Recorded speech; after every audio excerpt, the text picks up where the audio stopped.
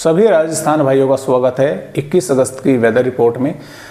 दोस्तों, राजस्थान के भागों से सबसे अधिक कमेंट यही है कि मानसून राजस्थान से क्या वापसी हो रहा है।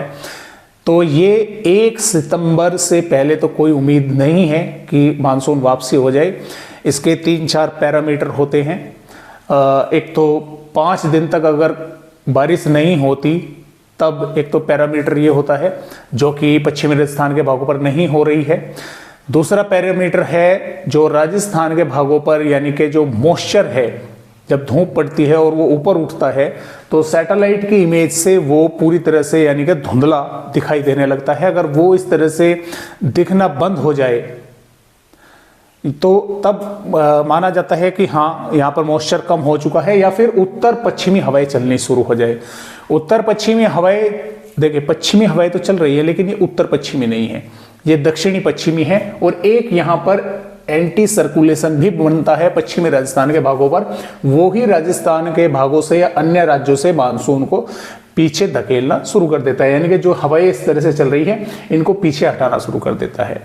तो एक पैरामीटर तो पूरा है कि हाँ, पश्चिमी राजस्थान के भागों पर 5 दिन से बारिश नहीं हो रही है, लेकिन जो 2 पैरामीटर हैं वे अभी पूरे नहीं हैं। तो 1 सितंबर से नहीं है उम्मीद कि पहले राजस्थान के भागों से मानसून वापसी कर ले।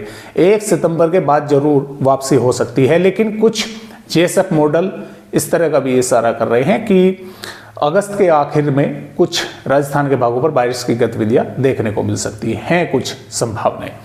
तो आइए देखते हैं कि फिलहाल राजस्थान के भागों पर किस तरह से अपडेट है। जो सिस्टम है वो लो प्रेशर एरिया बन चुका है, मध्य प्रदेश के भागों पर है, आगे बढ़ने वाला नहीं है, यहाँ से ही अब ये पीछे हटने वाला है।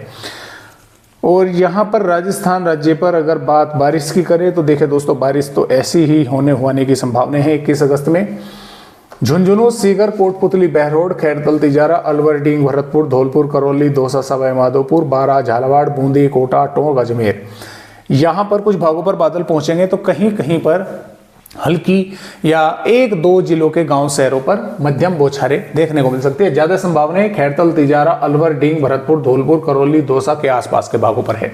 इन पर तो यही है कि बादल वगैरह ही दिखाई दे सकते हैं। अजमेर, सीकर, झुंझुनू, जयपुर के भागों पर तो बन सकती है, कुछ भागों पर थोड़ी हल्की या मध्यम बौछारें हो सकती है, या सिर्फ बादल वगैरह दिखाई देकर भी रह सकते हैं।